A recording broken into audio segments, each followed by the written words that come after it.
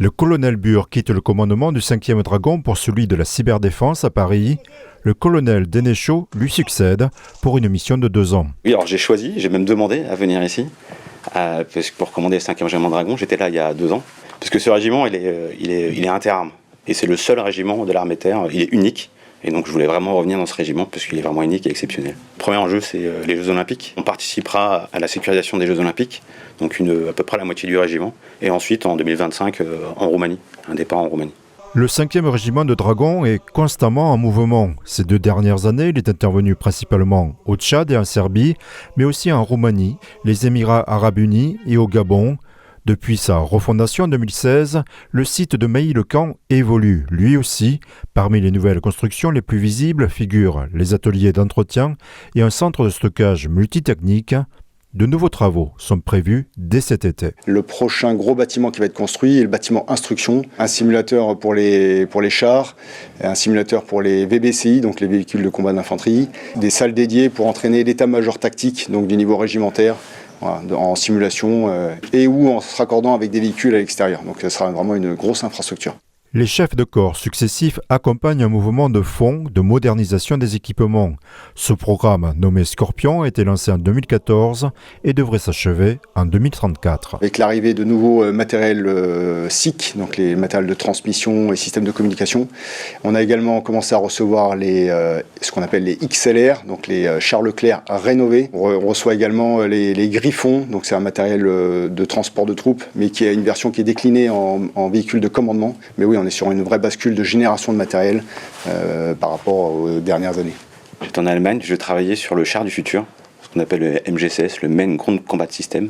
Donc c'est un char qu'on développe avec les Allemands, qui sera le successeur du char Leclerc à l'horizon 2040. Alors c'est un système de systèmes, c'est-à-dire qu'il n'y aura pas qu'un seul char, il y aura d'autres systèmes autour qui permettront de pouvoir combattre avec des moyens robotisés. Alors c'est dans la continuité, donc on renouvelle nos équipements aujourd'hui légers, et dans 10-15 ans on va renouveler nos équipements lourds. Donc on est vraiment dans cette dynamique de renouvellement d'équipements. Le colonel Thierry Dénéchaud est devenu ce mardi le 118e chef de corps de ce régiment fondé en 1668.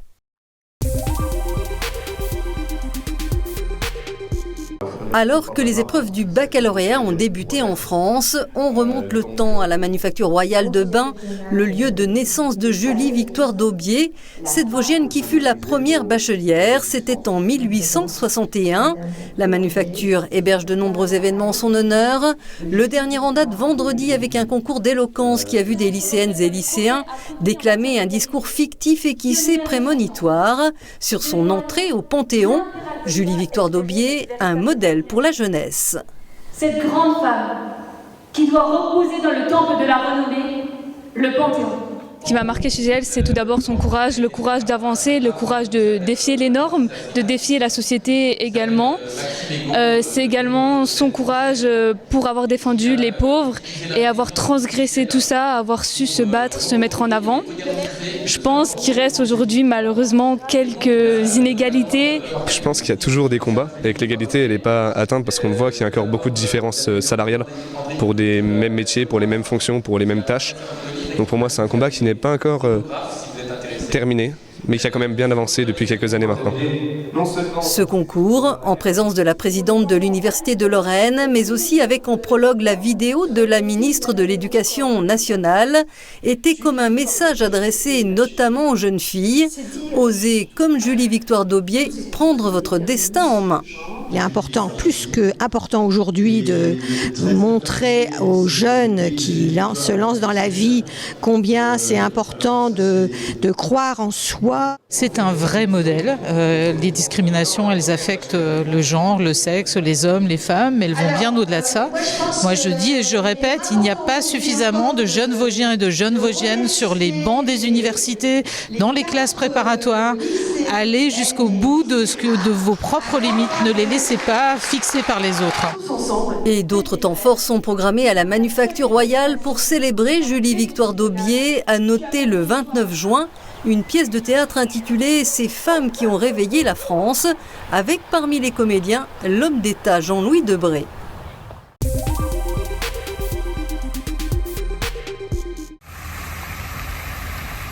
La nouvelle mise en scène du jardin éphémère de Metz est indissociable du contexte actuel. De son nom, Jardin d'eau, Jardin d'ombre, cette édition 2024 rappelle les épisodes de chaleur que la région a connus ces dernières années et le besoin de se réinventer.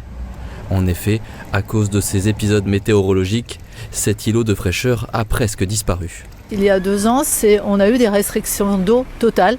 Ça veut dire qu'on n'a pas eu le droit du tout d'arroser le jardin éphémère. La problématique s'est posée cette année. Qu'est-ce qu'on fait? Est-ce qu'on conserve le jardin si les conditions météo continuent à être aussi chaudes? Ou est-ce qu'on trouve des solutions?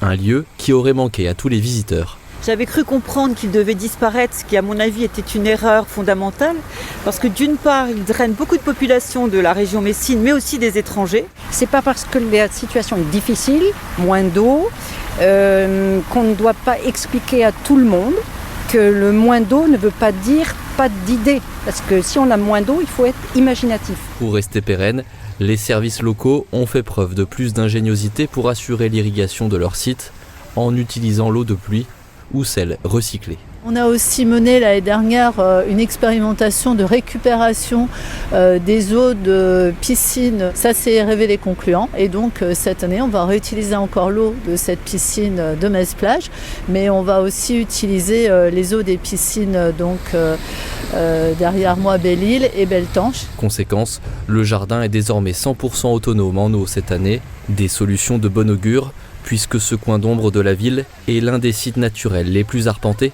avec plus de 250 000 visiteurs en 2023.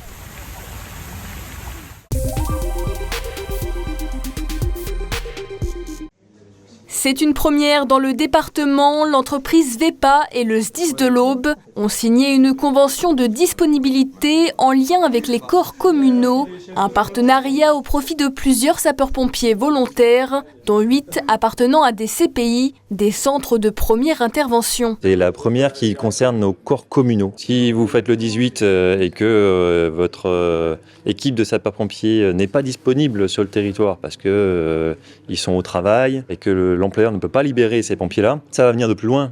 Et de plus en plus loin, et forcément, plus ça vient de loin, moins on est efficace. Donc on a la chance dans le département d'avoir des délais d'arrivée sur les lieux relativement efficaces. En moins d'un quart d'heure, vous avez une équipe sapeurs-pompiers qui arrive sur les lieux. Si on veut tenir cette efficacité, il faut l'engagement des employeurs publics, des employeurs privés. Objectif, permettre aux salariés sapeurs-pompiers volontaires de trouver un équilibre entre leur vie professionnelle et leur engagement. Dans l'Aube, 85% des sapeurs-pompiers sont volontaires. Ils assurent plus de 70% des missions de secours. Pour nous, elle va faciliter l'accès aux formations. Ça va permettre aussi à notre employeur de savoir où on est, si on peut arriver en retard ou pas. Sans avoir une perte financière pour nous, puisque aujourd'hui, ici, on était mobilisés sur des gros feux, par exemple, comme c'est arrivé il y a quelques mois à Crenay, aux établissements Regnault.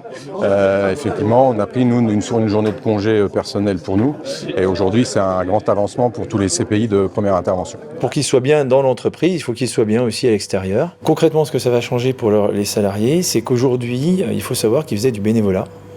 Et aujourd'hui, ce bénévolat qu'ils mettent à contribution à l'extérieur, mais aussi dans l'entreprise, eh bien c'est ça qu'on va récompenser en faisant en sorte qu'ils soient indemnisés sur ces temps-là. L'Aube compte plus de 200 corps communaux. 7 d'entre eux sont concernés par cette convention. Les CPI de Crenay-près-Troyes, Barberey-Saint-Sulpice, Tennelière, Saint-Jean-de-Bonneval, Chamois, Bercenay-en-Notte et Ménil-Célière. Le système départemental repose sur les pompiers professionnels, certes, sur les pompiers volontaires des centres départementaux, mais aussi et beaucoup sur les centres de première intervention gérés par les communes. Leur rôle, c'est d'intervenir sur tout incident qui se passe sur leur commune. Leur périmètre d'intervention, c'est le périmètre communal, les incendies, les secours à personne. Certaines communes font les nids guêpes, les inondations, enfin tout élément, si vous voulez, de sécurité sur la commune. D'autres conventions en lien avec le corps départemental ont déjà été signées dans le département. Au total, plus de 400 sapeurs-pompiers au bois sont actuellement conventionnés avec leur employeur.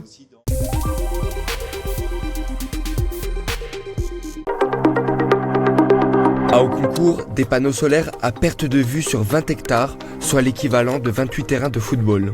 Sortie de terre en 1 an, la centrale solaire, inaugurée début juin, découle d'un partenariat entre la société privée Altergy et Total Energy. Voilà, bravo. Bravo. La région Grand Est, elle, réaffirme sa position de leader en termes de superficie de panneaux photovoltaïques.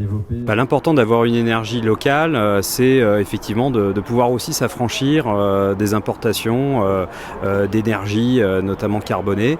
L'électron suit le chemin le plus court, donc ce qu'on produit en local bénéficie en priorité évidemment aux concitoyens. Les friches inexploitées depuis des décennies sont réhabilitées pour coller aux enjeux environnementaux. Alors ce projet représente l'utilisation d'une friche qui a depuis plus de 15 ans, voire 20 ans, et qui n'était pas du tout exploitable au niveau agricole. On a un département qui avait dans le temps une vocation industrielle avec les hauts fourneaux, etc. Et aujourd'hui, on vit cette transformation écologique avec de l'énergie verte. Pour que ce parc voie le jour, près de 12 millions d'euros ont été investis. Opérationnel depuis décembre 2023, l'électricité produite est envoyée sur un réseau de distribution de la ville de Metz. On a à peu près 20 000 panneaux et une production d'environ 17 gigawattheures, ce qui correspond approximativement à 7 500 habitants, la consommation de 7 500 habitants hors chauffage. Pendant leurs 25 années de durée de vie, ces panneaux solaires vont assurer la consommation en électricité d'un habitant mosellan sur 150. Mais concrètement, comment fonctionne-t-il ? L'énergie solaire est convertie en énergie électrique grâce aux panneaux photovoltaïques. Les photons de la lumière atteignent les cellules photovoltaïques et mettent en mouvement les électrons. Les électrons en mouvement permettent de créer l'énergie électrique. Plus la lumière est intense, plus le flux en électricité est important. Étant donné l'ensoleillement dans le département, le parc s'est équipé de trackers pour maximiser sa production. Une première dans la région. La particularité de cette centrale, c'est qu'on a mis des trackers. Donc des trackers, ce sont des systèmes qui permettent de suivre la course du soleil et donc d'exposer le maximum de surface des panneaux au rayonnement direct du soleil, de façon à maximiser la production. D'ici 2050, la France souhaite atteindre la neutralité carbone. De son côté, la région devra quadrupler sa part de production d'électricité d'origine solaire.